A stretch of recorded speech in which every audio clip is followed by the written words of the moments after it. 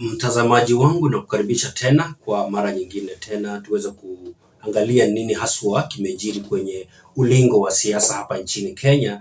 Na leo nimeweza kushuhudia Rais William Ruto alipokuwa akizungumza pale Voi, na kuna jambo fulani ambalo ameweza kuliguzia ambalo pia nimeliona kwenye mtandao kuhusiana na ule ubomozi ambao ulifanyika hivi majuzi, na pia ule ubomozi ambao huenda ukafanyika siku zijazo. Lakini jambo ambalo limenighadhabisha ni kwamba ameweza kuzungumza na akasema kwamba wale watu wote ambao wako kwenye mashamba yenye utata hawataweza kufukuzwa pale. Sasa italazimika watu hao waweze kulipa ama waweze kulipia mashamba hayo kwa gharama ya sasa hivi, yani ile kwa Kiingereza wanasema kwamba the current market value. Nafikiri jambo hilo limekuja tu majuma machache baada ya watu kubomolewa pale Athi River, pale Mavoko, na watu wale pia walikuwa na uwezo wa kununua mashamba hayo kwa mara ya pili, iwapo ule ununuzi waliofanya mara ya kwanza haukuwa ununuzi ambao ulikuwa wa haki na kufuata sheria.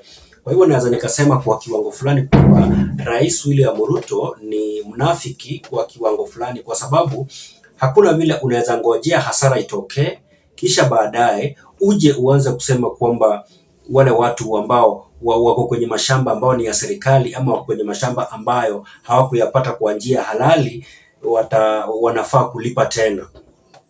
Lakini cha kushangaza ni kwamba Mheshimiwa wa Embakasi Mashariki Babu Owino aliweza kuzungumza jana na waandishi wa habari, akaweza kufichua wazi nani ambaye ni mmiliki halisi wa lile shamba ambalo linakisiwa kwamba ni la marehemu Mheshimiwa Gershon Kirima, aliyekuwa mfanyabiashara na pia alikuwa mbunge wa Starehe wa zamani. Aliweza kusema kwamba shamba hilo sio la Kirima, ni la mzungu fulani kutoka Uitaliano ambaye mwanawe yupo nchini Kenya, amekuja kutatua haswa jambo hilo. Na pia nataka niseme kwamba kila serikali inapoingia mamlakani kuna ubomozi ambao hufanyika. Nafikiri kwamba kila serikali inapoingia mamlakani huwa ina interest na mashamba ambayo labda imeyaona mahali. Nitakuchezea video hiyo ya Babu Owino hapo mbeleni uweze kuiangalia, na nafikiri baadhi ya watu wameweza kuiangalia pale. Lakini ningependa kabla nikuchezea video hiyo, ningependa nikuambie mambo mawili ambayo yatafanyika kufuatia amri ya rais. Jambo la kwanza, mabwenyenye ambao wapo serikalini wataweza kuchukua fursa hiyo kuweza kuvamia mashamba za serikali na kuyajenga bila kulipa, alafu baadaye watakuja waseme kwamba rais alisema kwa mtu akiwa amekalia shamba la serikali anafaa kulipa. Kwa hivyo wataingia pale kwa nguvu, wachukue mashamba ya serikali kwa nguvu, waweze kuyajenga pale, alafu baadaye isemekane kwamba wanataka kuanza kulipa tena. Hilo ni jambo la kwanza ambalo huenda likafanyika pale kuhusiana na suala hilo rais ameweza kulizungumza. Jambo la pili ambalo huenda likafanyika pale ni kwamba wale watu ambao wenye pesa watachukua fursa hiyo kuwanyanyasa wale ambao walinunua mashamba bila kujua kwamba mashamba hayo ni ya serikali, lakini sasa inafaa waondolewe pale. Kwa hivyo mabwenyenye watakuja waanze kunyanyasa hawa wakulima wadogo ambao hawana uwezo wa kulipia. Kama sasa pale Njiru, nilikuwa pale jana, nilikuwa natembelea marafiki zangu ambao wamejenga pale, kujaribu kuzungumza na wao, labda kuwauliza tujue nini haswa kinaendelea ama ni nini haswa hesabu gani ambao wamepiga iwapo watavurushwa pale. Kuna baadhi ambao nataka nikuambie kwamba hawana huo uwezo wa kulipia lile shamba la Njiru kwa ile bei ya sasa hivi. Manake Njiru iko kwenye barabara ya Kangundo Road ambayo sasa hivi shamba pale ambalo liko karibu na barabara ni shilingi milioni 3. Shilingi milioni 3, shamba ambalo nafikiri ni 50 by 100 ama shilingi milioni 1.5 kwa shamba ambalo ni 25 by 50. Kwa hivyo nataka nikufahamishe kwamba ni jambo ambalo ni la kughadhabisha sana, kwa sababu sasa wale matajiri ambao wako pale kwenye serikali ya William Ruto wataingia pale waambie wale ambao wameshindwa kulipa hayo mashamba wataweza kufurushwa pale. Hiyo ndio sababu ya pili ambayo huenda ikatokea hapa, na kwa hivyo ule mambo ya kunyakua mashamba ya serikali pia itakuwa imekithiri sana. Nataka nikuchezee video ya Babu Owino mpenzi mtazamaji, lakini kabla nikupeleke pale na kuomba, kama unajiunga na sisi kwa mara ya kwanza, bonyeza alama ya subscribe na uweze kupatia hii video thumbs up. Kumbuka kwamba unapobonyeza hiyo like ama thumbs up kwenye hii video, utakuwa umesaidia video hii ili iweze kuonekana na watu wengi sana, na ili channel yetu iweze kuenda viral. Asante sana, na ningependa mumsikize Babu Owino na Mungu awabariki sana. I'm Babu Owino, Member of Parliament, Embakasi East Constituency. I'm here to talk about the purported Kirima's land at Mavoko and Njiru in Embakasi East Constituency, and the judgment that was issued by the Environmental and Land Court just recently. And I'm here with new development, which is a sigh of relief to my constituents. I want to give assurance to the Embakasi East residents and Kasarani residents, the Kasarani constituency residents, that there is light after the tunnel. That number one, the said land in question with an original LR number 5908/8/1, the original LR number 5908/5/3, that this said parcel of land does not belong to Kirima, neither does it belong to Kirima's family.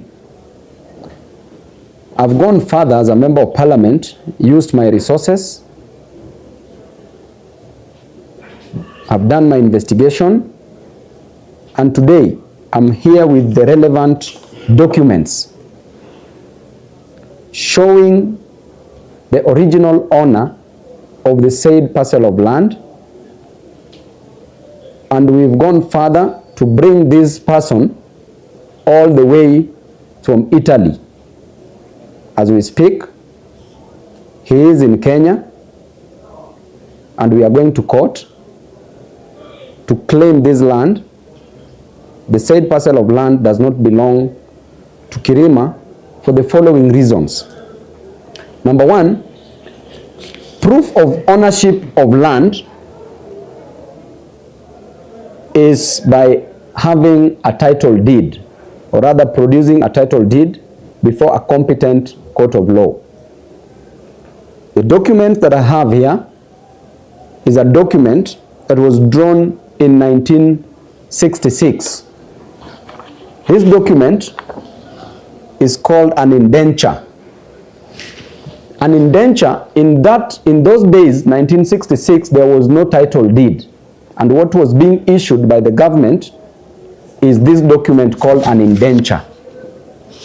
We have the original copy of this that shows that this said parcel of land was sold to Mr. Domenico Di Masi,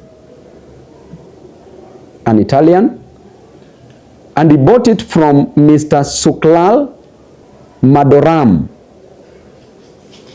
As you can see, this document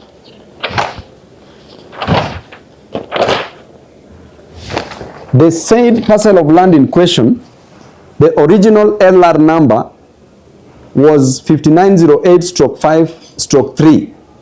The current LR number is 5908/8, and that is what was being contested in court. I want to explain to members of the public that if this land, parcel of land, if at all it belongs to Kirima's family, then number one, Kirima's family must produce the original title deed, which is in our possession as we speak, and that is why we are going to court for that matter. He must produce completion documents. Apart from the title deed, he must produce other completion documents like number 1, the ID copy of the person who sold him the land. Number 2, passport-sized photographs. Number 3, rent clearance certificate, rates clearance certificate. The transfer form must be produced before a competent court of law. We must have proof of payment, because if this parcel of land was sold to Kirima, then there must be proof of payment. Without all this, then all the claims are hot air. I want to clearly state that the new owner, the original owner of this parcel of land is now in Kenya. We are moving to court. And why did the court make a judgment in favor of Kirima's family? Is because it is a few residents who went to court having been threatened that they will be evicted from the said parcels of land, petitioned. So it was their duty, because he who alleges must prove. It was their duty to prove their case. But since they didn't have the original title deeds, they could not prove their case.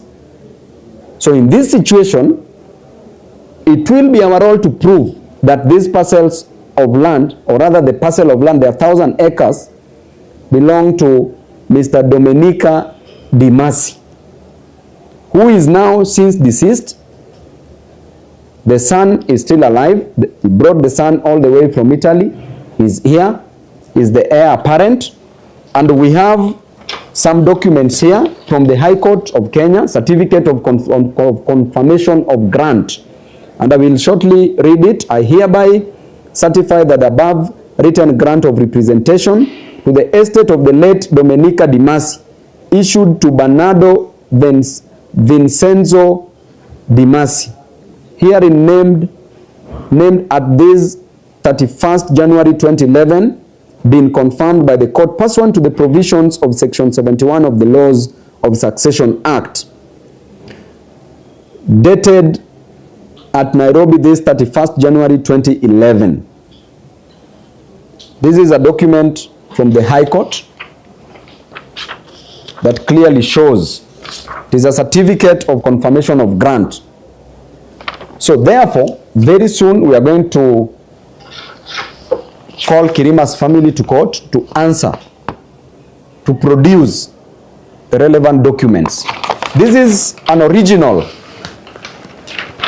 map that shows this parcel of land. And if you can see here, if you can just zoom here, members of the press, from here coming this way, this is the contested parcel of land, or the land in question, this straight one. So we've done our homework.